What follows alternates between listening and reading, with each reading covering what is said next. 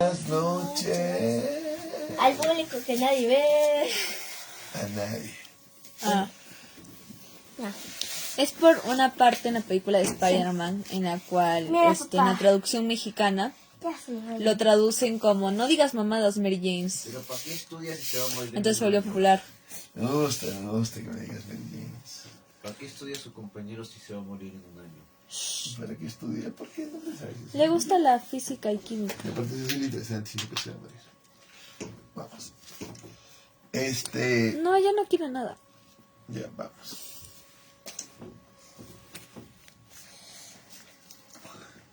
Papá, Es muy clara una noción histórica.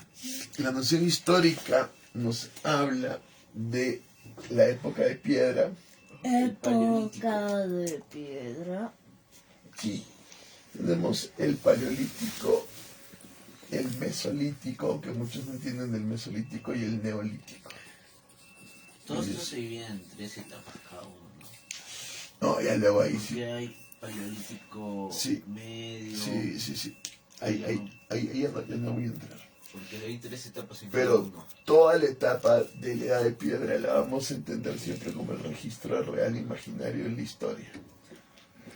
Aquí todavía no hay historia porque todavía no hay escritura, es una prehistoria. Y siempre vamos a entender que allí tenemos el real imaginario. Hay que comprender claramente cómo es el proceso de la conciencia humana. Y eso es lo que nos interesa a nosotros, el proceso de la conciencia humana. Es por eso que estamos haciendo esto. Y entonces lo que tenemos es el periodo de piedra. O edad de piedra. ¿Cómo se llamaba la moneda en la cual se cree que evolucionó? Lucy. Empezó la evolución humana. Lucy. Lucy. Se llamaba Lucy. Sí. La que primera que tuvo la columna recta. Ay, no lo sé muy bien. Sí, A la Lucy. que tuvo primer contacto con los humanos. No de contacto con La los primera humanos. en pararse fue Teoría Lucy. que habla de que había una mona que fue la primera en tener la columna erguida. Bueno. Y que de ahí tuvo 2 hijos. Lucy. Que era uno que iba a seguir la cadena de los monos y uno que iba a seguir la cadena de los Ya, monos. ahí tampoco no he entrado, ¿no? Ahí tenemos que Pues investigar. Lucy. Pero se Genética- llama Es una teoría que tiene genéticamente, mucho fundamento. sí, yo tampoco pienso que tenga mucho fundamento.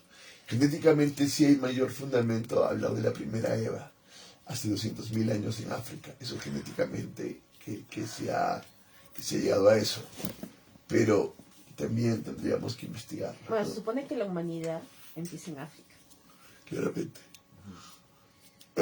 Hace 2 millones de años se supone que están los Así homínidos. que todos somos Y negros. más o menos hace 200.000 ¿Cómo? años es que recién está el Homo Y no sapiens. se mestiza. Me ¿Entendés? refiero a que Más si o el menos. origen de la humanidad está en África, todos somos negros.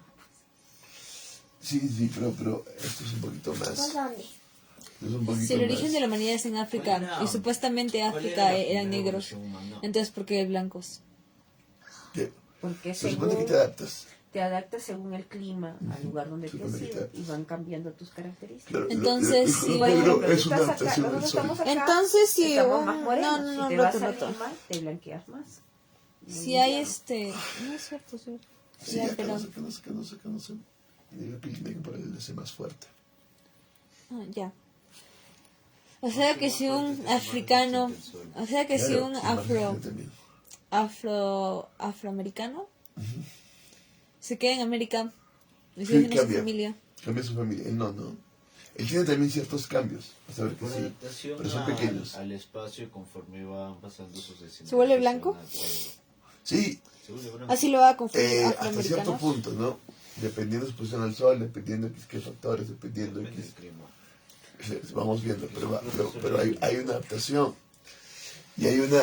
Esta es la cuestión de la cuestión genética que no está clara, porque ¿Cómo se la llamaba? epigenética Oye, es la. ¿cómo se llamaba el científico que hizo esa teoría de la adaptación? Porque su teoría tenía su nombre. La molecular la selección natural es de Charles Darwin. Sí, pues me parece que sí. Y la selección natural es. Sí, Ya, él es el gran científico, Kai. sí. Hay muchos grandes científicos, pero el gran científico biólogo De la y que evolución marca es Charles Darwin. es Charles Darwin. Por eso no queda ahí, luego viene mucho más genéticamente, mutaciones y demás. En fin, la cuestión es que hay una adaptación. En la epigenética no queda claro cómo se da esa adaptación. La epigenética es cómo la genética realmente es alterada por el Hay medio. 3 personas viéndote. Y eso no está Papá, claro, ¿no? saluda a las 3 personas. Hola, 3 personas que nos están viendo. Vale. Ya. Se Entonces, fueron. No, sí. entonces tenemos toda la época de piedra.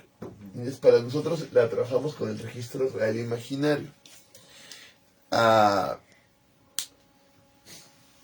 Esta es nuestra historia. Luego tenemos toda la época de metales. ¿Entiendes? Y lo trabajamos con el real simbólico. Y luego tenemos toda la época axial. Nuestro amigo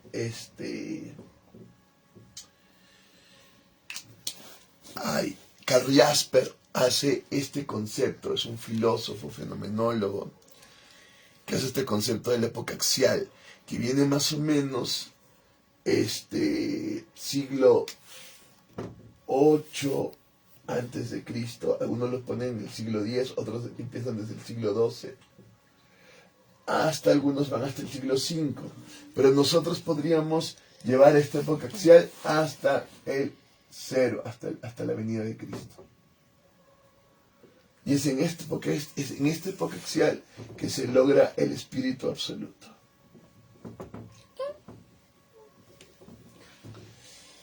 Y esto es como nosotros veríamos el proceso de la conciencia humana. El espíritu selector. Como Ahora dices, solamente se está viendo Sánchez Jesús. ay, qué bueno. ¿Qué dices, mi amor? Que es imposible conseguir. Se me olvidó. El espíritu selector. Es muy claro que el espíritu absoluto solo se consigue si Dios te lo da, porque al final tú no puedes conseguir el espíritu absoluto. Solo Dios va a Dios. Eso es para mí muy claro. Pero hay un proceso de conciencia y el hombre realmente se vuelve Homo sapiens sapiens en este proceso hasta lograr el espíritu absoluto y alcanzar la conciencia de su conciencia.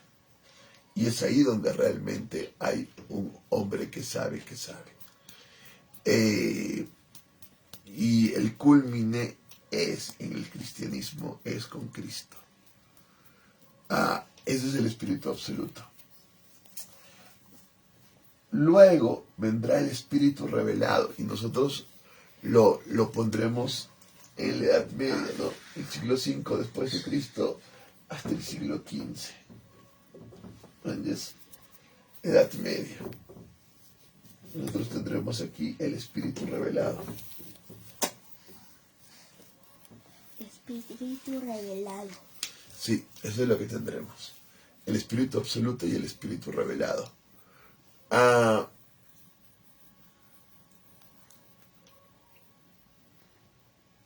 Entendemos claramente lo que es el espíritu absoluto, ¿no? Es la absolución. Y el hombre no puede ser absuelto por sí mismo. El hombre solo es absuelto por Dios. Yo no puedo ser juez y parte. Yo no puedo ser la conciencia que absuelve de mi pecado.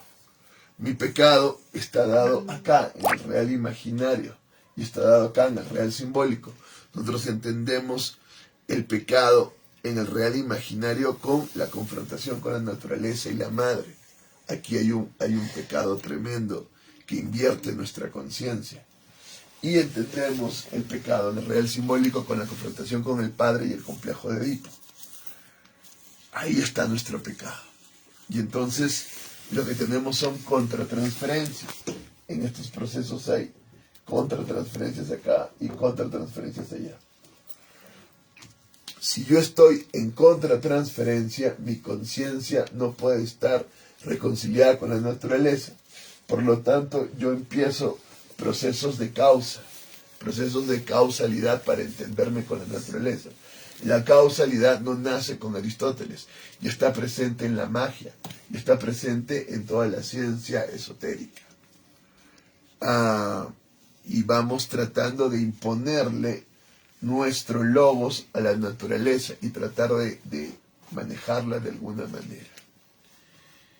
Y eso es algo errado, en el sentido de que no hay una causa ni hay una casualidad realmente, solo hay un eterno presente, pero no podemos entrar a ese eterno presente en el que nos unamos con la naturaleza y con los demás, por el pecado. Porque hemos entrado en contratransferencia con la naturaleza, con la madre, y en contratransferencia con el padre. Y al entrar en contratransferencia con ambos, lo que tenemos es un conflicto permanente. ¿Ves? Acá ya se desarrollan conflictos. En el espíritu absoluto, todos los conflictos desaparecen, porque al final hemos logrado absolvernos, pero no por nosotros, sino por Dios. Mucha gente no puede creer en Dios, pero al final no hay otra posibilidad de absolución del hombre. El hombre no podría, bajo ninguna cosa, su conciencia, perdonar a su conciencia. El real simbólico podría perdonar el real imaginario. ¿Dios tiene tanta autoestima que cree en sí mismo? No. El real imaginario podría perdonar el real simbólico. No. Hay gente muy arrogante, ¿sabes? ¿Qué dices? Hay gente muy arrogante, ¿sabes? Sí, sí. Por eso. Sí. Claro, claro. Pero aún en su arrogancia y dijeran, yo me perdono a mí mismo y todo está perdonado. No es posible. Sí, No. sí, No, mi amor. sí, No. sí. Si no tienes culpa, Si no tienes tienes culpa, culpa, no eres tienes nada que psicópata. perdonar, porque no hay. Claro, claro. Que si no tienes culpa, esta es una psicopatía, ¿me entiendes? Igual, si sea, te yo perdonaste, puedo- si ya no hay inocente que culpa. no tienes culpa. ¿Qué dices? Si eres tan inocente que no tienes culpa. No hay nadie inocente. Sí, sí. No, pues, pero si eres tan inocente que no sabes qué es la culpa. Claro, claro, claro. Si eres down. ¿Qué También. down? Cuando canto, Papá, ¿qué down? Down es cuando tienes un problema genético y hay un cierto retraso mental. Retardo. Cuando todos los Cantor hizo una especie de investigación en sus actores, lo que vio es que había una culpa original. Es decir, la culpa tú la puedes entender como un proceso cultural que te han enseñado. Y no es así. Es algo que viene con la propia conciencia. Es decir, la conciencia nace del miedo y la culpa. Entonces los psicópatas nacieron psicópatas. Es que un proceso de la conciencia es un proceso natural. Y dices, no, la conciencia nace con miedo y culpa. Claro, tú dices, en la naturaleza también hay un cierto temor, una cierta conservación, pero en la naturaleza no hay culpa. Y el miedo que siente el hombre es mucho mayor. Diría Kierkegaard, es el miedo de la segunda muerte. Es como un miedo a perder su propia conciencia. Como cuando los africanos tenían miedo de que les tomen fotos, porque iban a perder su alma. Ah, sí, porque que capturan tu alma en la foto supuestamente. Pero es que hay un miedo terrible. Papá, No es ¿qué un será miedo que voy a una que muerte corporal y capturan tu sufriente. alma en una foto? Es un miedo a que tu conciencia se va con el otro. ¿Y por qué se va con el otro? Porque quedas prendado del otro. Y entonces sufres. Papá, Como el monito lleva a su muerto y lo deja al muerto. Pero luego el hombre lleva a su muerto y lo carga con él, aunque lo haya dejado, lo carga con él. Cargas tu muerto. Si hay psicópatas que dejan de tomar conciencia porque tú puedes anular tu conciencia. Tú puedes objetivar Pero tu si conciencia. supuestamente nacemos con eso, entonces también hay personas que pueden nacer psicópatas. No, y aparte tú puedes objetivar tu conciencia. O sea, el espíritu objetivo es tomar distancia. Y puedes hasta tomar distancia de tu propia conciencia, de alguna manera. El hombre puede hacer eso. parece Y que puede anular su conciencia. Tomás de Aquino siempre nos va a hablar que hay una ley natural interior, que siempre hay una ley. Pero también el propio Tomás de Aquino entiende que el hombre puede anular la ley interior de alguna manera. Pero, ¿hasta qué punto? Shakespeare siempre nos develará en sus personajes que luego el supuesto psicópata sueña cosas terribles. ¿Me entiendes? Dime. ¿Y quién es el supuesto psicópata que sueña cosas terribles? Todo psicópata en el fondo. Ya vino Yaredo Palacios. ¡Mira, Yaret! Y Ah. Jesús también es una persona que nos sigue. Jared, quiero ser más espontáneo. ¡Vino Jared! No me sale. Carajo, se merece algo mejor, algo genuino de mi parte. Jared, no me sale. ¡Ah! ¡Qué mal! Gracias. Hola, Jared. Y entonces, Ay, lo que tenemos es que la conciencia misma nace del miedo y la culpa. El hecho de tener conciencia implica tener miedo y culpa. No podemos saltar a la conciencia sin la culpa y el miedo. Unos dirían, la religión es el que inculca el miedo y la culpa. Y no es así, sino que el proceso religioso lo que intenta es superar el miedo y la culpa que ya está. Claro, luego lo manipulan y demás. Pero es que la propia base de la conciencia es ese miedo y culpa. ¿Me entiendes? La conciencia nace con la culpa. Claro, la conciencia nace de la culpa y del miedo, del temor y del miedo. Tienes temor, tienes un terror terrible, ¿me entiendes? Y tienes una culpa también. Y eso es lo que explica que tengas ¿Yo qué conciencia. culpa tengo de tener miedo a nada? Sí, yo no sé si no tengas miedo a nada, tú vas al mar y te cagas, ¿me entiendes? Y a las alturas. Sí, y demás. Entonces, no sé ¿Yo qué qué dices. culpa tengo? Y la culpa está ahí, tú permanentemente me la echas, ¿me entiendes? O sea, está insoportable para ti que me la echas siempre. Porque no la soportas, ¿me entiendes? Entonces, Papá, por ejemplo, le tiene miedo a las arañas. Oye, dime. si un bebé en sus primeros meses de edad no siente culpa, entonces no va a poder generar una conciencia. Claro. Y aquí la cuestión, ¿no? Nuestra amiga, Melanie Klein, Va a claro, decir que a los 9 meses el bebé le va a ver la cara a la madre y va a sentir culpa. exacto. Melanie Klein Si no se da asume, ese proceso en el bebé, entonces no va a desarrollar una conciencia. hay problemas, ¿no? Hay problemas en el regalo imaginario si no se logra superar la contratransferencia con la madre, hay problemas en esa conciencia. Claro, hay problemas. Problemas X. Y no es que no se logre desarrollar, pero de todas maneras esa conciencia no logra superar sus miedos y sus culpas. Y hay problemas serios, ¿no? Los niños huérfanos son problemas serios. Los que no han tenido mamá de alguna manera o han tenido una mala relación con la madre en los primeros meses de vida, hay problemas serios.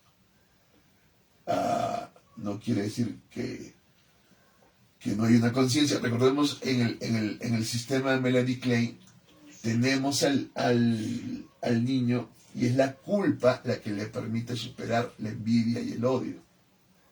Porque la culpa le hace ver a la mamá e ir hacia la mamá y querer repararse y querer tratarla mejor, según el sistema de Melanie Klein. Entonces, eso es lo que nos dice.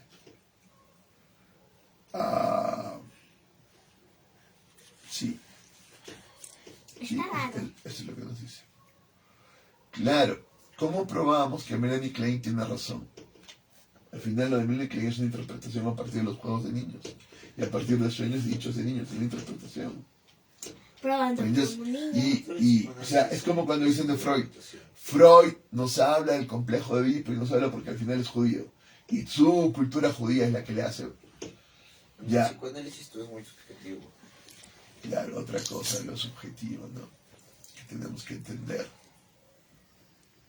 Lo subjetivo es algo muy bueno, importante, Kai, porque al final es la autoconciencia. Lo subjetivo se basa en la autoconciencia. ¿Entiendes?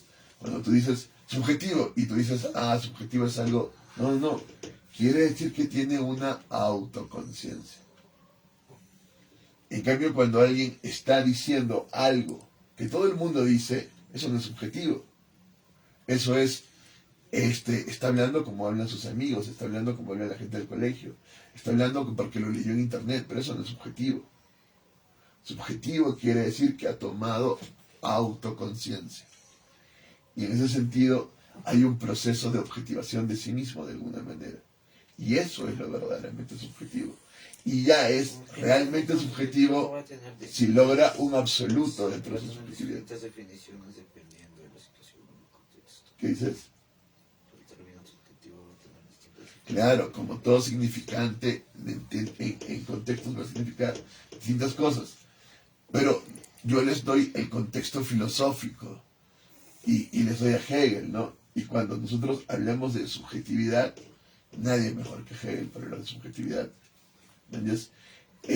Antes de Hegel, de donde parte Hegel, Kant, ¿no? Su lógica trascendental. Y entonces entendemos que lo que él hace es tratar de ver su propia razón y tratar de analizarla. Entonces está entrando a su propia conciencia. Y eso es lo que tienes que hacer. Y eso es una subjetividad. Estás haciendo un trabajo subjetivo. Lo otro es opinión, doxa, lo que la gente dice, ¿no? Distinto al proceso reflexivo de una subjetividad. Entonces, mucho cuidado cuando digan, esto es subjetivo. No, si es subjetivo quiere decir que viene de un proceso de autoconocimiento. Ah, qué valioso. ¿Entiendes? Pero, Qué valioso. Cuando la objetividad se separa de la subjetividad, hay problemas serios. Hay problemas muy serios. Porque la objetividad se convierte en algo instrumental y ya no en un proceso de la conciencia humana, sino algo muy, muy instrumental, y ahí hay problemas serios. Y difícilmente ya podríamos decir objetivo, ¿no? Difícilmente ya podríamos decir que es esto, es objetivo.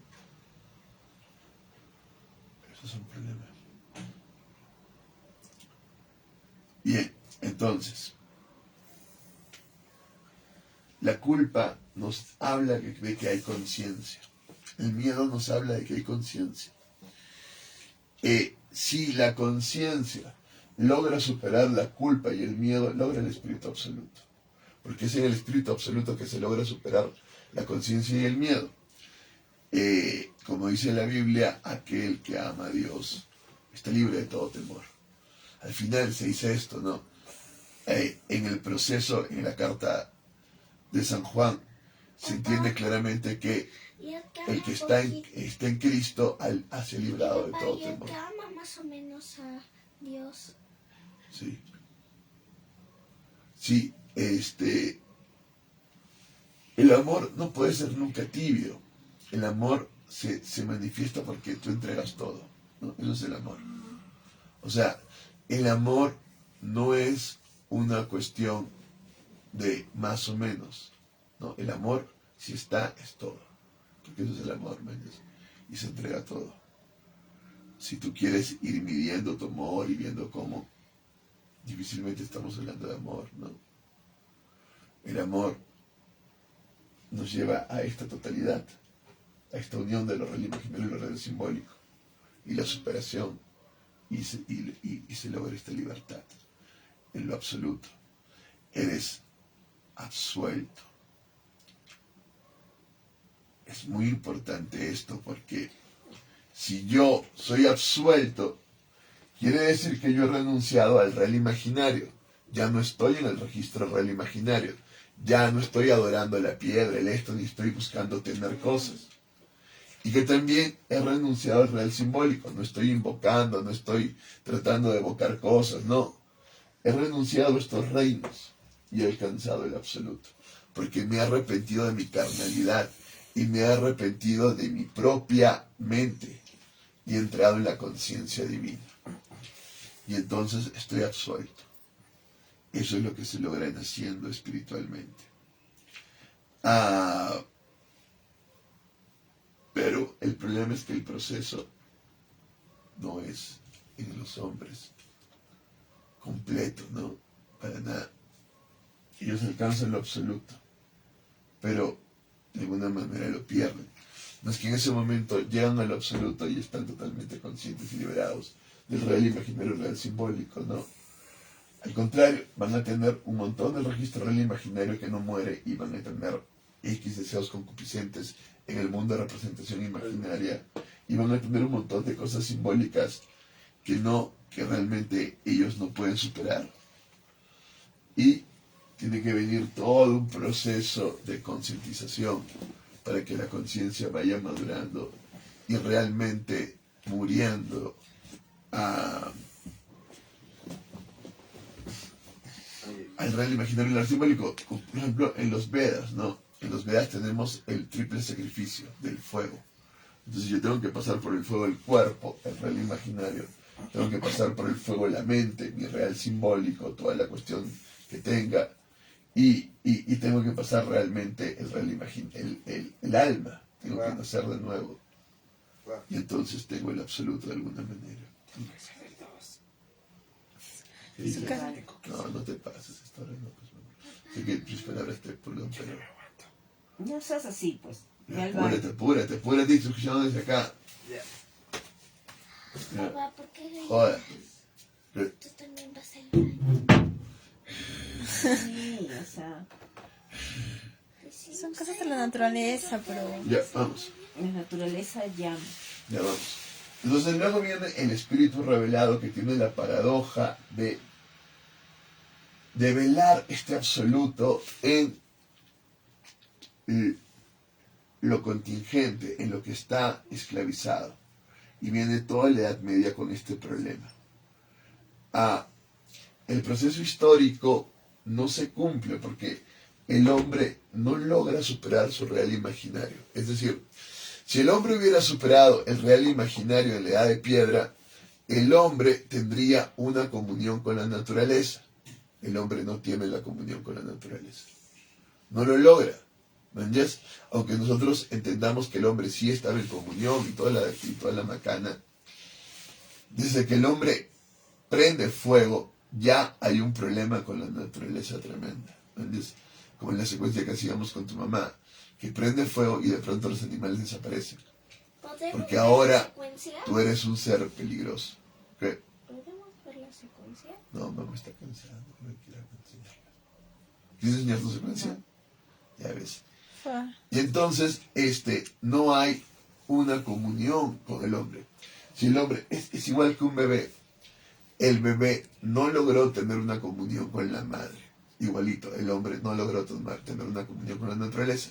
Al contrario, aunque adoró a la naturaleza y estuvo en una cierta religación con ella, el hombre va a dejar esto para irse a lo real simbólico y adorar el cielo y adorar ideas abstractas que se le vayan ocurriendo, ideas que vaya proponiendo su propio lenguaje.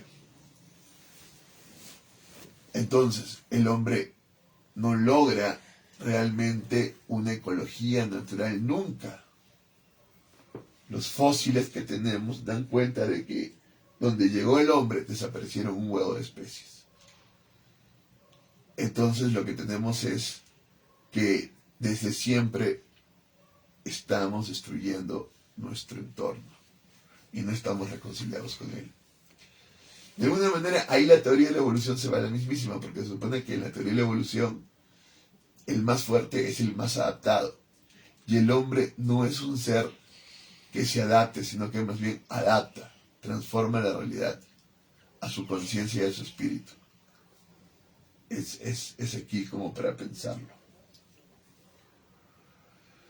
Luego, en el real simbólico, el hombre debería de tomar conciencia y religarse con el Padre, religarse con su propio espíritu, religarse con su propia razón, religarse con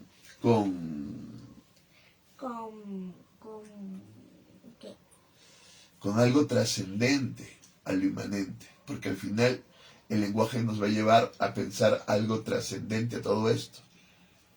Se va a separar de esta realidad y va a idealizar y va a tratar de lograr un arquetipo armónico.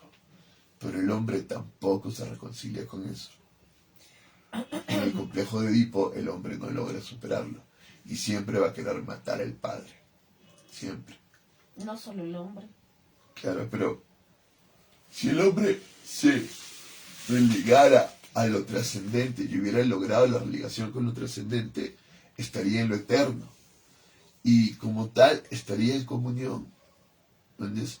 Y realmente no necesitaría casi nada, pero no lo logra, ¿entiendes? Uno pensaría, el hombre, si hubiera logrado, se hubiera quedado acá, y se hubiera quedado quieto en el real imaginario, y si hubiera logrado, se hubiera quedado acá, se hubiera quedado quieto en el real simbólico. el hombre hubiera logrado su comunión y no habría pasado la historia. No habría sucedido nada más, porque por fin lo logra. Es como la historia de Caín y Abel. Uno diría, si Abel hubiera existido y no hubiera muerto, la historia no se hubiera dado. Porque Abel está íntegro. Mientras que la historia se da porque hay un Caín.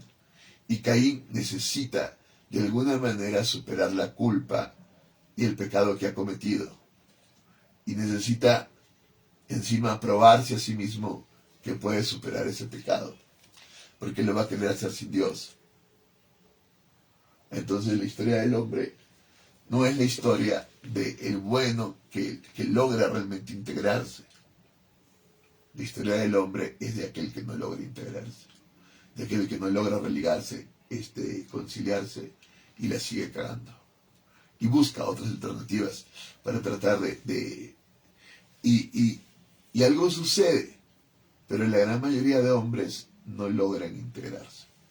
Podríamos entender así el proceso histórico. No es el proceso de alguien que logra integrarse y conocerse. Es más bien el proceso de alguien que huye de este conocimiento y trata de encontrarlo de otra manera.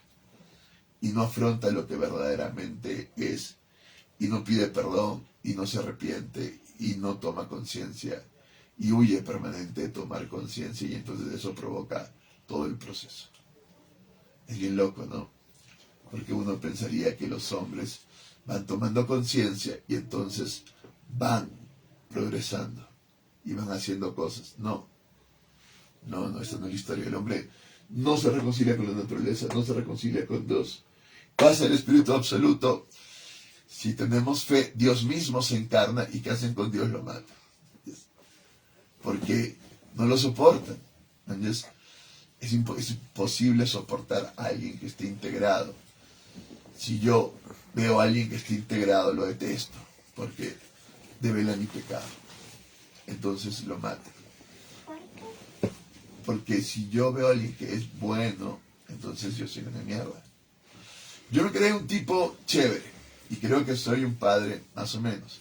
Pero de pronto viene un padre que es mucho mejor, donde sus hijos de verdaderamente lo aman, donde realmente se comunican ya solo con la mirada con los niños y todos están realmente bien. ¿Y lo detestarías? Y yo lo detestaría, man, porque yo digo, puta, que Envidioso. Claro.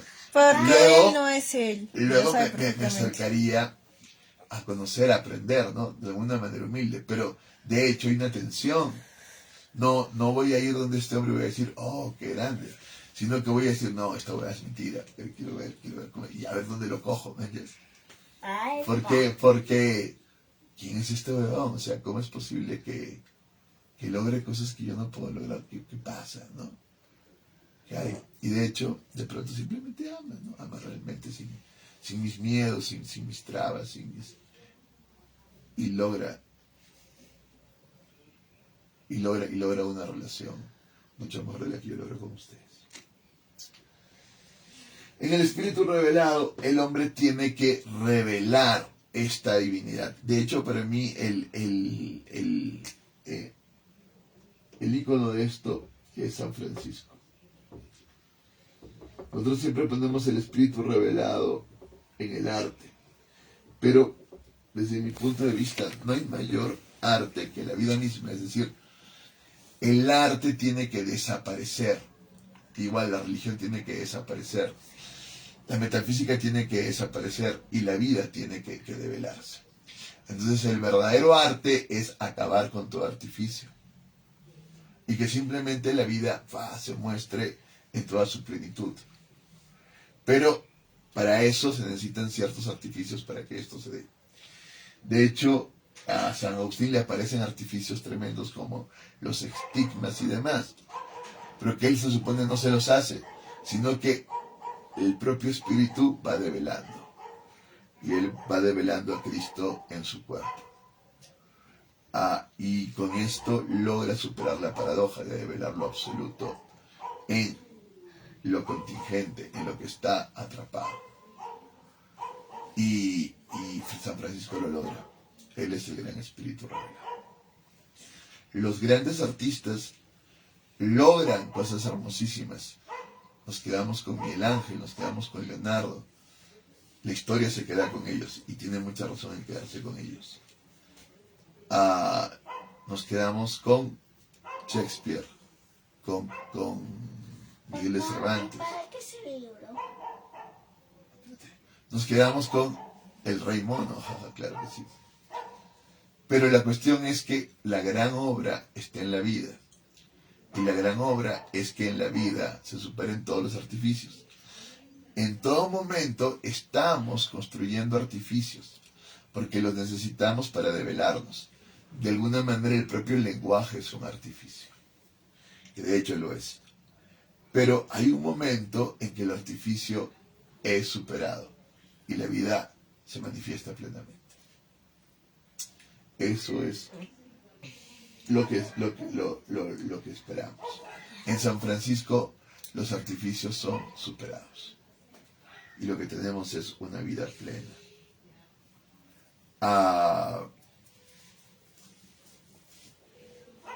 Pero al igual que Cristo, que se va con un pueblo que es su pueblo que lo rechaza, San Francisco se va traicionado por sus propios frailes. Dime. En esta posición te vistes más filoso. Muy bien. Y se va traicionado por sus propios frailes porque no lo entienden, no pueden comprender la simplicidad. Cuando a San Francisco le piden hacer leyes para los franciscanos, él recurre a la Biblia. Y simplemente va a la Biblia, va a la Biblia, va a la Biblia. Ahora sí me siento ligero. Y si uno va a la Biblia, lo que está encontrando en la Biblia, cierra la puerta, cierra bien. Lo que uno está encontrando en la Biblia es, al final, que con fe nada es pecado. Que las cosas hechas por la fe, nada es pecado. Nada. Está hecho por fe. Por lo tanto... Dios me dijo que te no hay matara. pecado. Claro. Eso ya es justificarlo, ¿no? No, Que es distinto. Dios me dijo. ¿Viste? Es fe. Eso es justificarlo, es distinto. Porque ahí ya no lo haces con fe. Tú estás justificándolo. No, la fe implica creer y amar. Eso es lo que implica. ¿Y si vamos a matar? ¿Qué? Se manda. Claro. Tú dirías eso, ¿no? Pero el amor no es eso, ¿no es? El amor no no es puedes eso. definir el amor. Sí, no puedes definirlo. Claro. Pero- Puede salir de la definición, pero Pablo nos deja un camino claro, ¿no? Es el que todo lo sufre, el que todo lo espera. Pero Pablo El es que Pablo y todo- yo soy yo. No. Porque el amor viene a ser lo que es Dios mismo. Igual que toda tu matemática transferencial, es un producto de mucha imaginación. ¿Por qué no puedes definir el espíritu? No. El espíritu como tal lleva la imaginación a su máximo límite, claro, porque es el acto de ser puro, claro, pero está dado claramente. La conciencia llega a su conocimiento y la existencia llega a su realización plena. Es muy claro el espíritu. Es muy simple. Has llegado a la realización plena y lo que tú llamas materia como tal desaparece, igual que en la película de Lucy. Llega al 100% y está en todos lados. Ahí está el espíritu, ¿me entiendes? Ahí está el espíritu. No hay mucha vuelta que darle. En ese sentido, no es objetivo, en el sentido que no se puede objetivar. Pero es claro. El espíritu es claro. Toma conciencia total y eso es el espíritu. Y la respiración se da. Y todo respira en ti y el universo respira en ti. Y estás. Es muy claro. Y nosotros seguimos este proceso. Después de la Edad Media viene la Edad Moderna, sobre todo la Revolución Francesa. Bueno, la Revolución Francesa va a terminar. La Edad Moderna para muchos, la Edad Moderna empieza desde el descubrimiento de América en 1492 y va hasta... Tu profesor de sociales preguntó si nadie sabía. Qué mal. hasta la Revolución Francesa, que se da en, si no me equivoco, empieza en 1789 y Si hasta me lo decías una semana hasta antes, ya respondía. 1795. Ahí, a ver si Jared me corrige. Y esta es la edad moderna. Y acá el hombre hace el salto al espíritu subjetivo. Y es aquí realmente que el hombre llega a ser hombre. ¿Estás seguro que es 1492? Sí, descubrimiento de América. Y entonces lo que tenemos es que el espíritu subjetivo da por fin que el hombre pueda tomar conciencia de sí mismo y lograr concebirse, Concebirse. ¿Y qué es lograr concebirse? conceptualizar. ¿Qué es concebirse? Logra tener una idea de sí mismo, por fin el hombre logra. Kant empieza con esta pregunta, ¿no? ¿Quién es el hombre? Pero para respondérsela va a tener que preguntar, ¿qué puedo conocer? ¿Qué debo hacer? ¿Qué me toca esperar? Y el último libro, para eso escribe la crítica a la razón pura, la crítica a la razón práctica, la crítica al juicio. Y el último libro, que es el libro de la antropología, no, porque lo que va a escribir son notas de antropología X, pero no filosofía que responda a esa pregunta. Pero es en Hegel que la pregunta se está respondiendo. Es Hegel el que va a seguir el proceso de Kant, y Hegel sí responde, ¿no? El hombre es este ser espiritual absoluto. Eso es lo que es el hombre. Y al ser el hombre espíritu, conciencia de sí misma, el hombre es libre. Y esa es su principal característica, su libertad. ¿Entiendes? Y es aquí donde todo cambia, porque si yo me concibo como ser libre, no tengo por qué estar supeditado a un rey. Antes, yo estaba supeditado a un rey, y de alguna manera el rey representaba a Dios. Pero ahora yo he tomado conciencia de mí mismo, y por lo tanto soy un ciudadano con derechos. Eso cambia totalmente todo. Y la Revolución Francesa hace que pasemos de ser súbditos a ser ciudadanos con derechos. Eso es una inversión total. Se cae el rey, le cortamos la cabeza al rey y nosotros pasamos a ser la cabeza, el pueblo. Se logra el principio democrático. Hasta cierto punto. Porque el pueblo logra tomar conciencia de sí mismo. No, realmente no. Pero hay ciertas personas que se acercan mucho a esa conciencia de sí mismos y se acercan a decir somos seres libres. Muy importante. Ya en el mensaje de Cristo estaba. Pero tomar conciencia de que yo soy un ser libre quiere decir que no estoy determinado por el destino. No estoy determinado por las estrellas. No estoy determinado ni siquiera por lo social y cultural, sino que yo tengo la capacidad. Pero si eres libre, tienes todo el derecho de creer que estás determinado. ¿Qué dices? Claro. Pero si yo creo que estoy determinado o decido estar determinado, Por libertad. de alguna manera yo estoy renunciando a mi libertad. Ahí estás renunciando a tu libertad a partir de tu libertad. Claro, y se podría juzgar claramente. Ahí podría haber un juicio ético. Porque estoy renunciando a mi libertad, decidiendo. Por lo tanto, Estas preguntas están muy difíciles para mí. claro, esto es muy, muy difícil, ¿no? Porque podemos al hombre real imaginario acusarlo moralmente. No. Es que difícilmente. ¿Cómo lo podemos acusar moralmente si no tiene conciencia de su propia libertad? ¿Me entiendes?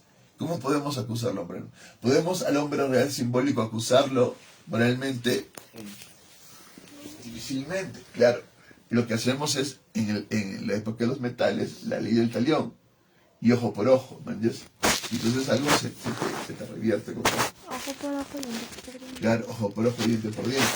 Pero realmente ese hombre no ha tomado conciencia de su discernimiento. El primero que nos va a hablar del libre albedrío realmente es Zaratustra en el Avesta, en el zoroastrismo. Y ahí recién tenemos dos principios, bueno y malo, para elegir.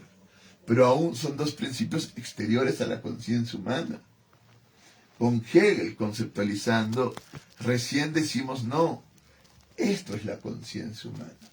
Y por lo tanto, yo soy un ser consciente que puede elegir o no. Claro, no es Hegel, es la Revolución Francesa. Pero Hegel toma conciencia de esto, de lo que significa la Revolución Francesa, de lo que significa el liberalismo. Y entonces el hombre ahora toma conciencia de sí mismo. Podemos cuestionar moralmente al hombre de la edad antigua. Ustedes dirán, sí, podemos cuestionarlo moralmente. Y a mí me cuesta mucho, ¿entiendes? Cuestionar al hombre. Y eso que está Sócrates en Grecia y demás, para entender, y está Aristóteles, para entender ciertos principios morales y éticos. Pero, ¿cómo poder comprenderlos si al final tu noción del bien no está dada totalmente? Conocemos la bondad plena solo en Cristo. Dios haciéndose hombre, sacrificándose por los demás. Entonces ya queda claro que hay una bondad plena. Y ya queda claro con ese arquetipo qué es la bondad. Y si es que yo estoy en la bondad o no, si yo estoy en el bien o el mal. Pero esta bondad es una bondad santa. Y que implica misericordia y perdón. No juzgamiento. Pero los hombres lo utilizan para juzgar. Y al utilizarlo para juzgar en una teología positiva, lo que están haciendo es justificando poder, pero no siendo justos. ¿Ya vamos a hacer ese juego? Sí. ¿Me entiendes? Entonces, y podemos al hombre moderno juzgarlo. Sí. No. No, porque recién, o sea, miren, París era un lugar así, lleno de caca y de mierda por todos lados. Porque no había mayor cuestiones de desagüe ni demás. ¿No había higiene? Y muy pocos podían acceder a la lectura. Y muy pocos podían reflexionar. Uno diría, pero tenían una conciencia del bien y del mal, porque es una conciencia que está en la ley interior, como diría Santo Tomás de Aquino. Sí, pero la ley interior necesita representarse, actualizarse, llevarse al acto, tomar conciencia de sí misma. Necesita eso. Y realmente solo se logra en esta modernidad. El hombre puede concebirse y puede decir éticamente, yo soy responsable de mis actos. ¿Entiendes? Creo que es muy pero, difícil que el humano diga que es muy responsable de sus actos. Sí, es muy difícil porque si entendemos el desarrollo moral, entendemos que el desarrollo moral parte de una moral heterónoma que depende del otro, y el otro es mi padre, mi madre, la sociedad, el rey que me va a criar, a una sociedad autónoma, a una moral autónoma. Y acá recién pasamos a una moral autónoma. Acá recién el hombre dice, soy ciudadano, tengo derechos y tengo responsabilidades. ¿Entiendes? Antes era claro, me debía al rey y el rey juzgaba. Pero difícilmente podríamos decir que el hombre en general tomaba conciencia de sí. El hombre estaba supeditado y llevado por otros. Ahora el hombre dice, no, yo soy la base y yo decidiré y lograré conformar la voluntad general del pueblo. Y esa voluntad general será la que llevará la historia. Es otra cosa. ¿Entiendes? Es otra cosa. Estoy tomando conciencia y estoy logrando una fuerza enorme, histórica, la voluntad general de los pueblos. Es otra cosa. Y aún así, está recién empezando. ¿Cómo juzgarlo moralmente?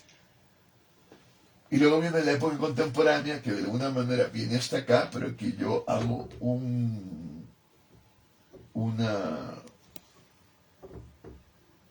hasta 1989 con la caída del muro de Berlín. Entonces vamos del ¿Es una línea del 95 tiempo? ¿Una cosa al así? 89. Sí, claro, estamos haciendo una línea de tiempo para ubicar los espíritus. Y acá tenemos el espíritu objetivo. Y viene todo lo que es lo que yo llamo la transmodernidad. ¿Qué va a pasar?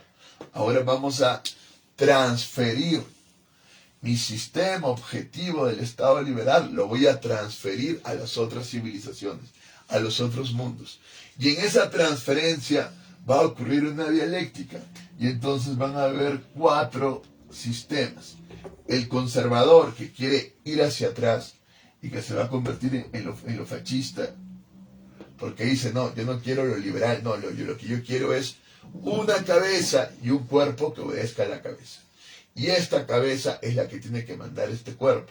Y esta cabeza es la única preparada para la libertad. Yo no puedo darle la libertad a un pueblo que no está preparado conscientemente ser libre. Es más, si yo soy platónico, Platón no creía para nada en la democracia, sino en el rey filósofo, en esa cabeza que piensa.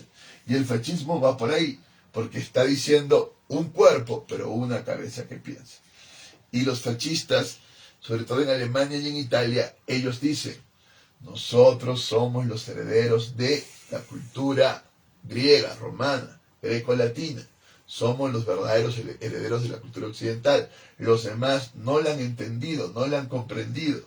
No son herederos. Los americanos que se queden con su chicle, porque ellos no son herederos, que se queden pastando sus vacas. No han tomado conciencia del legado histórico, cultural, espiritual. Al contrario, ellos, si toman algo de conciencia de esto, es para hacerlo producto, pero no para integrarse como seres humanos, como personas dignas. Y los comunistas, que es el otro lado, los progresistas, los comunistas, el otro lado, son los progresistas. Acá vamos a poner a los anarquistas. Los progresistas y demás no toman como herencia esto, sino que ellos miran hacia adelante y no miran el origen de donde están viniendo, por lo tanto, de qué conciencia pueden hablar. Los anarquistas dicen, Oye, si nosotros somos libres, ¿para qué vamos a tener un Dios, un Estado?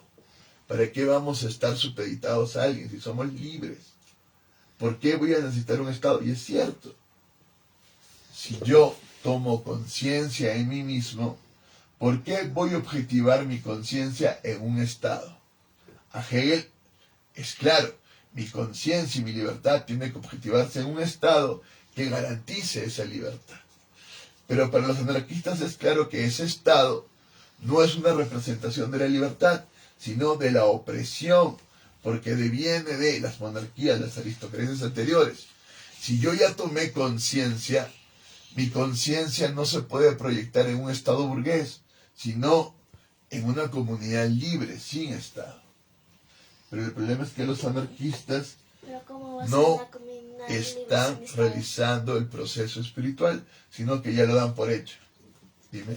¿qué está hecho, bro? Comunidad libre sin Sí. Estado. Porque si yo soy una comunidad libre, no necesito pagarle impuestos a un Estado para que él redistribuya. Pues Sino que no. como yo soy consciente, yo mismo ayudo a los demás. Por ejemplo, el otro día veíamos una película con mamá, y es una familia. Y en esa familia, el patita era un banquero, un financista, pero un día se vio en el ascensor y dijo, ¿esta es mi vida? No, ni cagando, esta no es mi vida. Y se fue. Y se dedicó a tocar su armónica, se dedicó a tener sus ahorros. No sabemos muy bien de cómo vivió, pero se casó con una mujer, la amó muchísimo. Y en su casa vivía un ruso, vivía un no sé quién más, Era otro un viejo. laberinto. Y un Toda la chino. gente que lo amaba, Y ¿me entiendes? criaba a sus nietas. La persona que pinta es su hija. Ya, bueno. La cosa es que Ah, hay un montón. que no entiendo, ¿cómo que criaba a sus nietas? Que hay un montón de gente en su casa. ¿Por qué? Porque él ha tomado conciencia de su propia libertad y ayuda a la gente. ¿Me entiendes? y no necesita del Y no Estado, lo hace a cambio de algo. y no necesita del Estado para... Ay, nunca paga impuestos. Nunca paga impuestos, no necesita del Estado para ayudar a otros, Entonces no tiene agua, porque él luz, está en internet. permanente ayuda de otros. Si yo hago una cuestión privada y estoy queriendo tomar lucro, quiere decir que no he tomado conciencia realmente de mi libertad, porque mi libertad implica que yo soy responsable de toda la sociedad, no de todo en general, pero al final yo tengo una responsabilidad social clara. Y por lo tanto no necesito el Estado para que el Estado me recuerde mi responsabilidad social y me saque impuestos para pagar a los pobres. No, yo mismo en la vida de los pobres. Yo estoy dándome en todo momento a la gente. Por lo tanto no necesito del Estado para que me lo haga recordar. Y eso es lo que te dice un anarquista. Pero el anarquista asume que ya los seres humanos tomaron esa conciencia. Y lo cierto es que no. Ni en el real imaginario el ser humano se arribó a la naturaleza, ni en el real simbólico el ser humano invocó realmente su conciencia, ni en el absoluto se liberó en Dios, ni en el revelado reveló a Dios en esta contingencia, ni en lo subjetivo tomó realmente conciencia de su libertad. No, se dieron esos procesos y hubieron hombres que alcanzaron esos procesos. Es decir, hubieron hombres que alcanzaron la santidad, el conocimiento de sí mismos hasta ese momento. Pero lo lograron. Cuando Hegel dice, yo he logrado el absoluto, no está mintiendo. Ha logrado una autoconciencia de sí mismo. El problema es que eso se queda en el yo y se pervierte y demás. Pero logra, o sea, es un logro espiritual de la humanidad. Pero los demás no lo logran. Y entonces viene otro proceso. Viene el espíritu objetivo. Y están los liberales Oye, seriamente hablando, ¿cómo vamos a hacer el ching? y están los marxistas. Papá, ¿vos es que dice seriamente hablando? ¿Cómo vamos a hacer el chincho? No, los marxistas. Porque los marxistas lo que proponen es comunismo, no socialismo. Pero para ir al comunismo, y ahí viene toda la división, se tiene que ir por un socialismo y ahí viene toda la división y todo el proceso marxista. Y los comunistas dicen también, claro, como los anarquistas, pero hay que ir a una dictadura del proletariado porque el hombre no va a tomar conciencia porque está dividido en clases. Y el marxista dice claramente, el burgués va a tomar conciencia social, nunca la va a tomar, porque el burgués vive de la explotación del proletariado. Por lo tanto, nunca tomaría conciencia. El que está llamado a tomar esta conciencia es el proletariado. Pero el proletariado quiere tomar conciencia real y liberar, o quiere el poder del burgués. Ahí viene el problema, pues. Pero el marxismo no va, el marxismo va por acá también, progresivamente hacia acá, hacia el anarquismo, pero en un proceso dictatorial.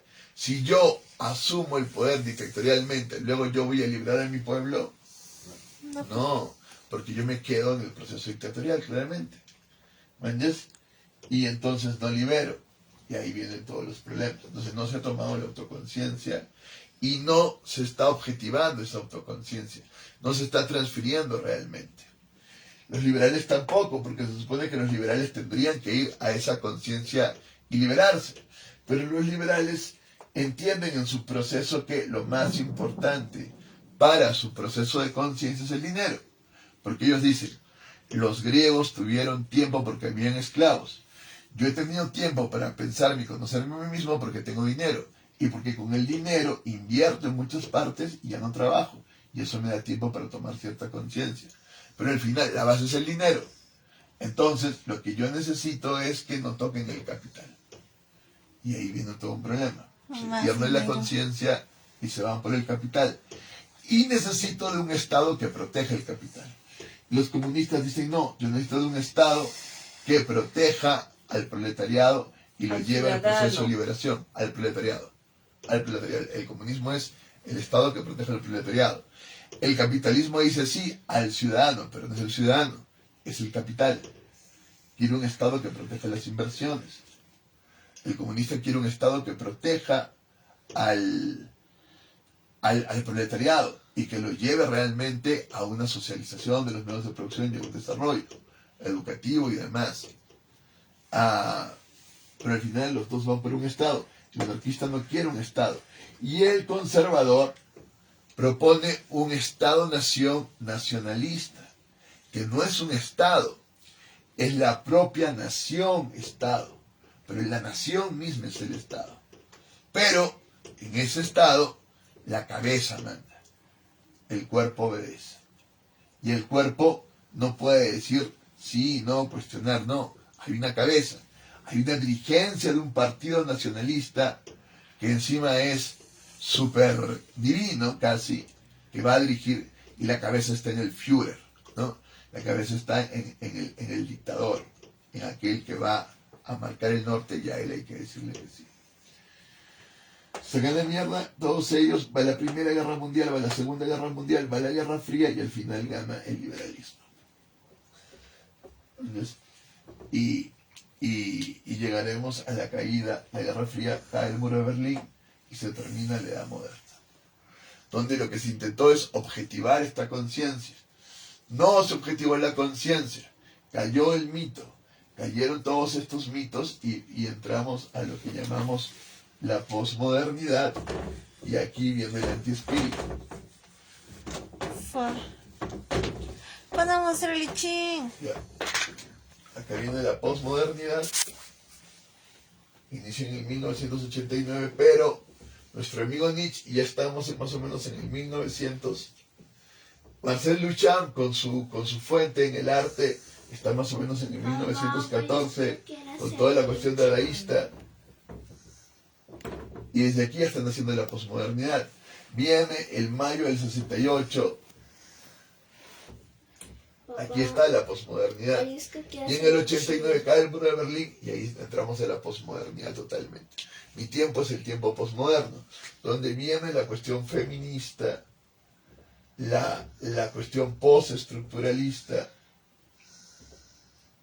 la cuestión de la que yo los meterlos de la cuestión posmoderna, y siempre vamos a tener mucho hincapié en la deconstrucción.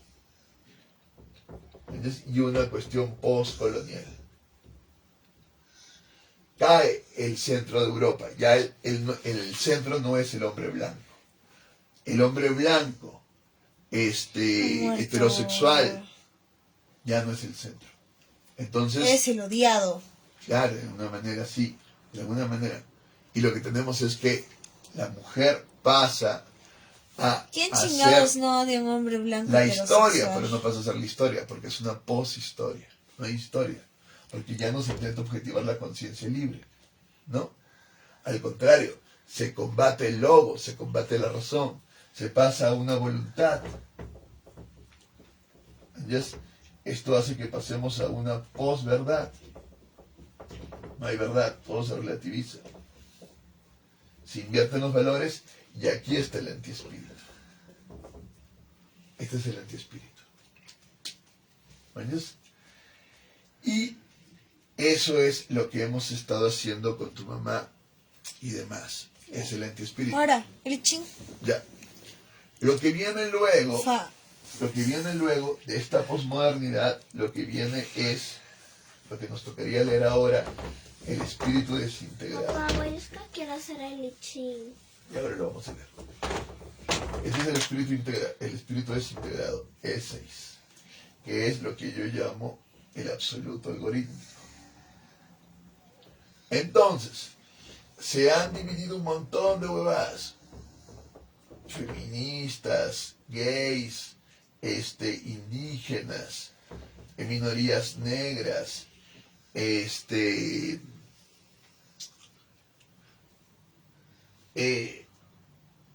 fin, un montón de huevadas se van dividiendo del centro occidental, ¿no? Por otro lado, ¿Sabías está que hay bien días en los cuales el tiempo pasa más rápido y días en los cuales el tiempo pasa más lento? Ya, por otro lado, están los otros, pero al final hay un montón de otras historias que van a cuestionar lo que es el centro de Occidente. Y lo van a cuestionar y lo van a poner de alguna manera en jaque. Y entonces, aquí hay una división total. Este hombre blanco, heterosexual, que está más ligado al liberalismo, que es el que ha ganado, se va a defender de esta izquierda. ¿Entiendes? Y lo que vamos a tener son redes. Entramos al estado algorítmico y en sus redes ellos se van a retroalimentar. Acá también están los ecológicos. Y estos van también a retroalimentarse en sus redes. Y hay una desintegración total. Una desintegración que ya no es una desintegración del Estado. La política se vuelve cultural. Y lo que tenemos es una desintegración primero de la familia. El hombre y la mujer se desintegran. Y viene todo este problema de desintegración total. Y esa es la época en la que estamos nosotros. Este es el espíritu desintegrado, que en el libro se simboliza con el hombre con alas y la mujer sin alas. De alguna manera hay un hombre en el espíritu y hay una mujer en la voluntad que lo que busca es empoderarse, ocupar los espacios públicos que antes el macho blanco ocupaba. ¿No? Acá lo tenemos. Este es el espíritu desintegrado. Ay, papá. Esto es lo que ¿cuál nos es la toca. última imagen? ¿Qué? Ya veremos. Este es el espíritu desintegrado. Esto es lo que nos toca leer ahora. El espíritu desintegrado tiene como contenido el logos biodramatúrgico. Y nosotros ya sabemos cuáles son los conflictos, ¿no? Primer conflicto, el conflicto ontológico entre... Ser Muy y bien, tener. entre el ser y el tener. Y entre el querer y el deber, creo que Ya es vamos. después. Segundo conflicto, el conflicto... Entre- No sé. No, el No entre el conflicto querer y el deber. ético, moral, entre el deber y el querer, como dice Guayus. Este es el conflicto que te platica, el conflicto ético, moral. El tercer conflicto, el que tú dijiste, Kai, el tercer conflicto nociológico, entre La verdad y el poder. la verdad y el poder. Estos son los conflictos biodramatúrgicos. Cuarto conflicto, ¿Quién sabe? lo llamamos el conflicto integral. Este es el conflicto del amor, el conflicto integral. Y de ahí invertimos. Quinto conflicto, ¿cuál es? Invertimos. Quinto conflicto, Entre el tener y el ser. Desintegrado. entre el quinto conflicto empezamos distinto. Empezamos entre la verdad, el poder y la verdad. Conflicto ecológico. Entre el poder y la verdad, empezamos primero con Ah, el conflicto, revés, perdón, político. la revés. Y el quinto es el conflicto político. Sexto conflicto, Ecológico. ¿no? Seguimos ahí, entre el querer y el deber, conflicto psicológico. Oye, Sánchez Jesús y Yaredo Palacios no se han ido hasta ahora. Uy, qué mal. Séptimo conflicto, ¿cuál es? Ajá. ¿Qué? Ecológico. Ecológico. Entre el tener y el ser.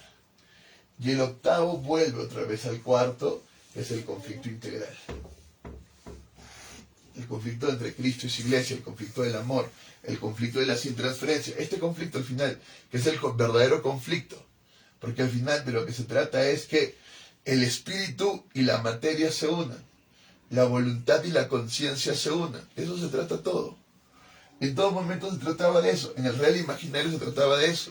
En el real simbólico se trataba de eso. En el espíritu absoluto se trataba de eso. En el espíritu revelado se trataba de eso. En el espíritu subjetivo se trataba de eso. En el espíritu objetivo se trataba de eso. En el antiespíritu se trataba de eso. En todo momento hemos seguido el recorrido histórico. Y ahora estamos en el espíritu desintegrado. Y lo que necesita la conciencia es mucha paciencia y mucho perdón para integrar a la materia. Porque la materia no tiene alas. Pero al mismo tiempo, esa materialidad está accediendo a la conciencia y envolviéndola toda. Y está empoderándose realmente. Y aquí viene todo un problema. Es en esta etapa histórica que se supone tendría que aparecer el reino del anticristo. Porque aquí es donde la separación se da totalmente. Aquí es donde el hombre se encuentra más débil. Se encuentra más débil porque va a dar un paso más allá de la conciencia del espíritu integrado. está a punto de dar el gran paso, está a punto de ocurrir el milagro más grande, y es que los hombres y las mujeres se integren, es que la conciencia y la voluntad se integren. Es ese paso el que ustedes deberían de dar, donde realmente se perdonen y las axiologías queden de lado para realmente entrar en una comunión espiritual. Es ahí donde lo positivo y lo negativo se unen, en el espíritu integrado. Pero es un proceso de gestación muy difícil. El sexto mes es tremendamente difícil. Este sexto periodo del espíritu desintegrado es difícil. Pero los periodos se han achicado. El antiespíritu ha durado poquísimo. Ha durado hasta casi solo un siglo, el siglo XX. Entonces, y se ha dado hasta el siglo XXI más o menos. Y ya en el siglo XXI, con las Torres Gemelas y ahora claramente con la pandemia, entramos al espíritu desintegrado, donde el algoritmo divide por redes tribales a los conservadores y a los izquierdistas y los hace luchar de una manera terrible, sin que nadie entienda a nadie. Y al final se quedan en imaginarios superficiales donde solo develan su ira, su odio, su frustración, pero no logran comprenderse. Y el algoritmo lo está haciendo, porque se retroalimentan en sus propios imaginarios, sin escuchar a los del otro lado. Como nunca, estamos muy separados, más separados que en toda época histórica. Y al final la separación no llegaba a tanto porque no había la posibilidad de acceder a tanta información. Ahora sí, y encima accedemos a información basura que solo quiere dividirnos. ¿Cuándo vamos a hacer el ching? Ya. Entonces ahora me toca leer el espíritu desintegrado que soy yo, que mi arquetipo es el sacerdote, que se supone que tendría que superar este espíritu desintegrado. Ya verán que con el problema que tengo con mi madre no lo supero para nada, al contrario, estoy más roto y me debo hacer el cargo. Más bien sufro el espíritu desintegrado. Toda la biodramaturgia está hecha para que ustedes superen el espíritu desintegrado y aprendan a alterar los sistemas de las otras redes y a recibir la alteración de las otras redes. Ya ponemos. Y lograr una comunión. Vamos, me toca a mí leer mi chin, tienen que leerme a mí. Pero has puesto el chin ahí. Se supone que tú lo tienes en Facebook, ¿no dices? No, pero tenías que ponerlo, pues. Yo sé dónde tienes el link de Facebook. Pero tenía que haber tiempo y tú me lo quitaste, mi amor. No te lo quité por 2 No, yo minutos. no voy a Vas a estar llorar. ahí Que fueron- buscando. te lo puse todavía a tu Facebook con 7 minutos de anticipación. No, mi amor, yo no voy a estar buscando. Encuéntramelo. Y yo voy jugando. Es. En mi esto. Ya. Una moneda, dame una moneda. Dame una moneda, mi amor. No sé. Sí, una moneda. Bueno. Ya voy por mi mona, güey. En mi Facebook está ahí, si vas ves todo ahí está. Acá dice que es el chin, no sé qué. Pero esto No, en no mi es. Facebook está, es el chino libro. Pero buscarlo sí me toma tiempo, pues. Yo te dije para hacerlo. Te lo puse 7 minutos antes de de escuchar Mi audios. amor, Yo solo te quité 2 minutos. esos 2 minutos eran claros para encontrar Ah, el no chin. molestes. No molestes, pues.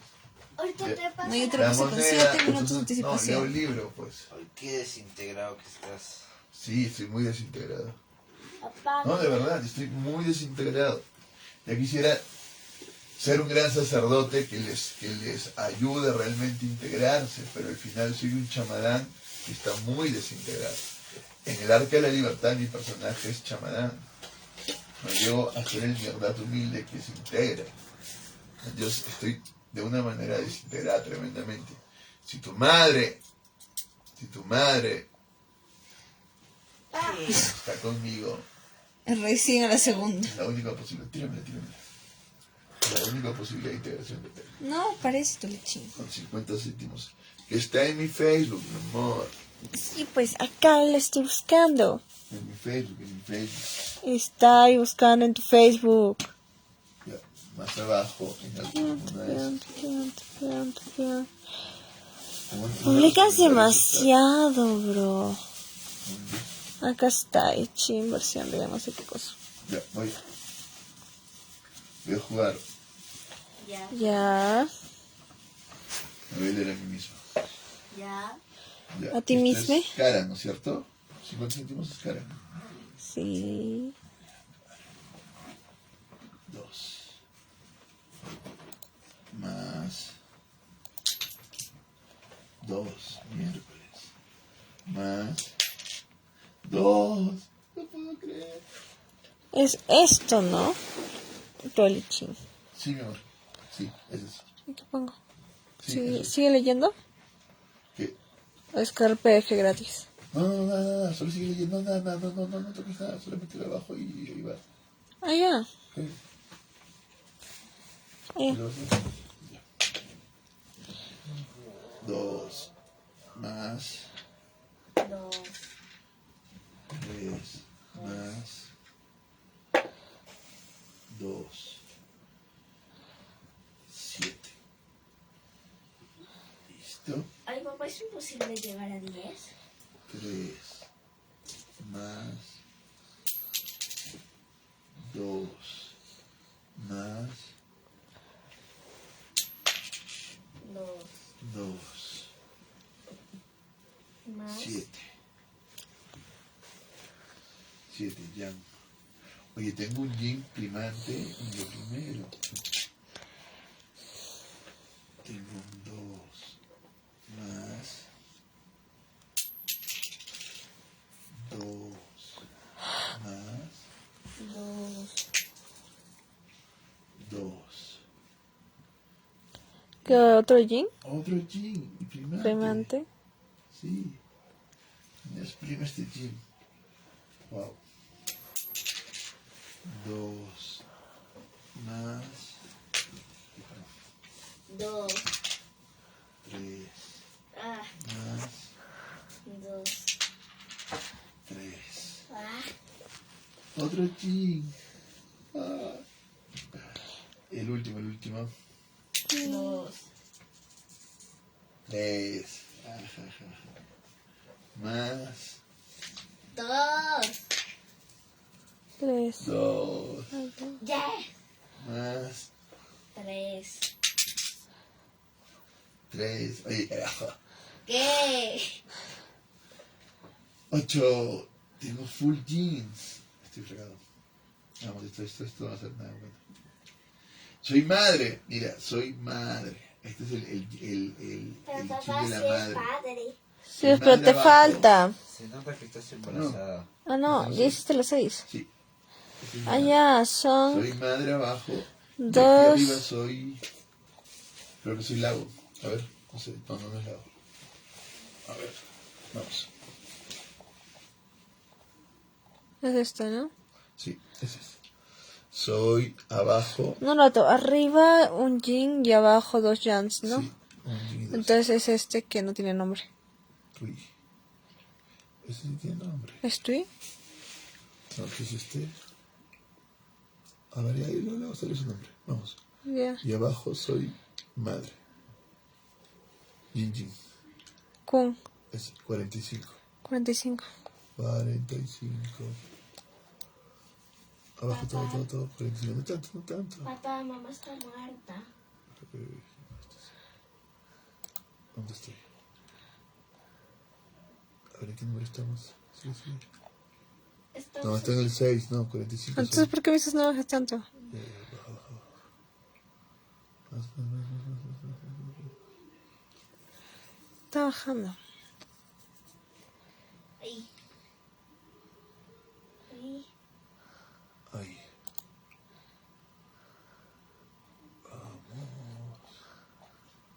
Estoy en el 21. Sí, más baja. Es el doble. 25.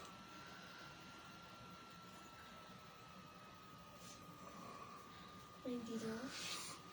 45. Ya creo que por ahí.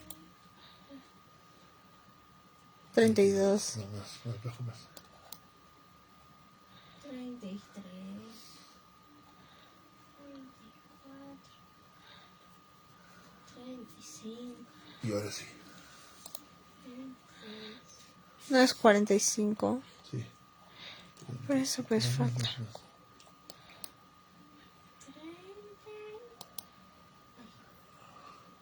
Y ya, ahora sí. Ah, falta. 43. A ver, 44 y 45. Acá está. Ahí está. Es... Tui, lobo, soso, lago, soy lago. ¿Qué dice Puro Tui? río, tierra. Soy Dice... lago tierra. Sweet, sweet. Soy lago tierra. Ah, quiero ver el título. Lo gozoso lago, lo Igual que tú, receptivo Ana, tierra. lago. Fue Lago unión, soso. la Y soy concentración madre. y Y soy madre. Este hexagrama se Ah. aparta. Yaredo Palacios escrito. ¿Qué es lo que dice? Pose brillante. ¿Y cómo superamos este espíritu desintegrado? Recuerdo que publiqué esta bandera que trataba de unir a los hombres en futuras conquistas de planetas y dijiste que sin religión y política no hay hombre. Ah, sí, de acuerdo. ¿Cómo podemos unir estas diferencias tan marcadas? ¿Volveremos a unirnos? ¿Y este proceso se repetirá por siempre o una vez integrados nos mantendremos ahí? Se aleja para verse en modo... ¿Qué dice? ¿Qué dice? Eso es lo que te leí. Ya.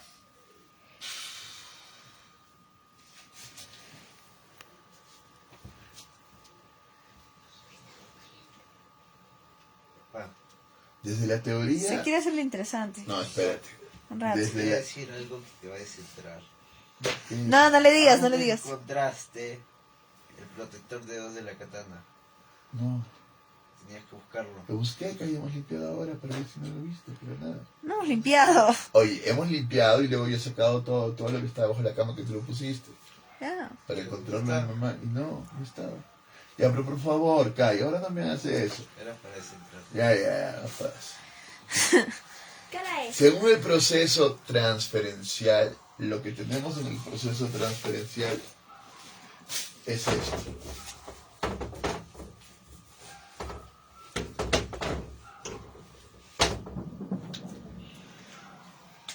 En el espíritu desintegrado, la contratransferencia debe llegar a su máximo.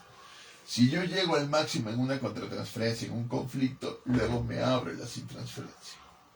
Entonces la única manera de llegar a una comunión es yendo por la total destrucción de uno y el otro.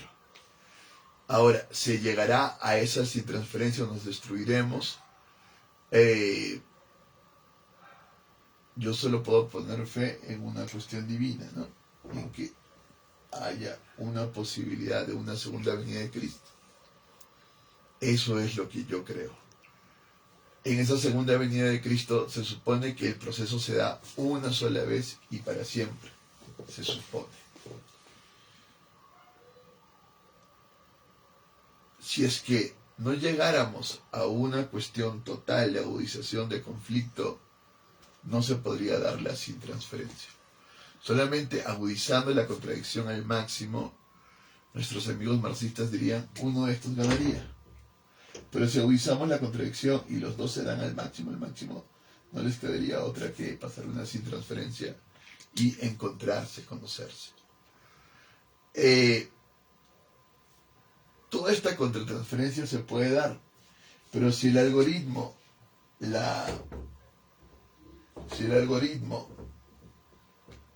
www la media, entonces no se da realmente, porque es una contratransferencia simulada. Y el algoritmo puede seguir tomando energía del conflicto, y puede tomar esta energía del conflicto y seguir separándonos, y jugar con la contratransferencia, y seguir separándonos en más redes, en más redes, en más redes, en más redes, en más nodos, en más redes, mientras va creando el cyborg. Una vez creado el cyborg reina y el humano simplemente decae. Porque el humano no llegó a la confrontación, sino que simularon la confrontación. Realmente no llegaron a un conflicto verdadero. Si llegamos a un conflicto verdadero donde nuestras conciencias estén realmente puestas y comprometidas en el conflicto, de todas maneras se daría una sin transferencia. Llegaríamos a una comunión. Claro, entendiendo que en la contratransferencia no nos terminemos matando en una superguerra atómica, sino que haya esta intervención divina y logremos la sin transferencia. No veo otra posibilidad, ¿no? Entonces, la posibilidad de una sin transferencia está en el Armagedón, en la Gran Guerra. Una gran guerra total donde los conflictos religiosos, políticos, realmente conscientes del hombre lleguen al máximo y al final se logra una gran comunión. Esto es algo terrible porque entonces soy una especie de ángel de la destrucción, porque lo que predico es el infierno. Y de alguna manera lo soy, en el sentido de lo que quiero es que los hombres realmente se conflictúen, realmente se tensen a un punto terrible en el que aparezca la sin transferencia. Nosotros lo trabajamos con la obra de Mierdad en el Arca de la Libertad, y aquí Chamadán ataca de todas las maneras posibles a Mierdad, que hay un conflicto verdadero al máximo, pero al final Mierdad termina ganándolo, porque Mierdad entiende el conflicto y no cae en el odio total del conflicto, sino que lo voltea a una sin transferencia. Y en nuestra obra, cuando yo estoy con mis hijos, ya Chamadán aprende y entra en la comunión. Entonces, no se trata de desatar los conflictos totales, sino de esos conflictos pasar a una sin transferencia y a una comunión verdadera. No sé, escucho un grito. Te quedan 3 minutos. Bueno, lo nuestro es una biodramaturgia, y esa biodramaturgia implica la tensión permanente. O sea, nosotros sí tratamos de que hayan conflictos, siempre que hayan conflictos, y nos especializamos en ¿Tratamos o tratas y lo logras? y en todo momento, pero para que se pase a la sin transferencia y a la comunión. De hecho, los conflictos están, solamente hay que tomar conciencia de ellos. Eso es terrible, ¿no? Es hacer un drama Eres en la vida. estresante. Es hacer un drama en la vida. Sí, soy estresante, totalmente estresante. Si estuvieras conmigo acá, Jared, haría todo lo posible por conflictuarme contigo, como lo he intentado cuando te he escrito tantas veces. Y conflictuarme. Pero tú nunca me permites conflictuarme. Haces como Mierdad de alguna manera buena, porque de pronto ya estás en la sin transferencia, y si ya no la pierdes y logras esa paz, qué bueno, ¿me entiendes? En cambio, yo paso de la contratransferencia a la sin transferencia. Y por aquí hay varias transferencias, retransferencias y demás. Y separaciones totales, pero la idea es lograr esta comunión, lograr este entrelazamiento, ¿Y por dónde este pasa biotejido. mamá? ¿Qué? Pues, carajo. ¿Qué dices? ¿Por dónde pasa mamá? No, mamá es la Te queda un simbolización. minuto. Es la simbolización. Es mi pareja. Es mi pareja, es la simbolización Bus. de A ver. de mi no ser, ¿no? Es mi iglesia. Ya le puso de qué sirve un filósofo que no incomoda a nadie. ¿Qué dices? Diógenes. ¿Qué dice? Ya le puso de qué sirve un filósofo que no incomoda a nadie. Diógenes. Claro. Ya, te tenés que ir. Claro. Yo lo que intento es, aún soy expulsado del colegio, de la escuela de teatro, de la facultad de teología. Porque de alguna manera esto no es algo que invento, sino que devela mi propio ser. Yo he venido con la misión de Chao. llevar la atención al máximo con el otro.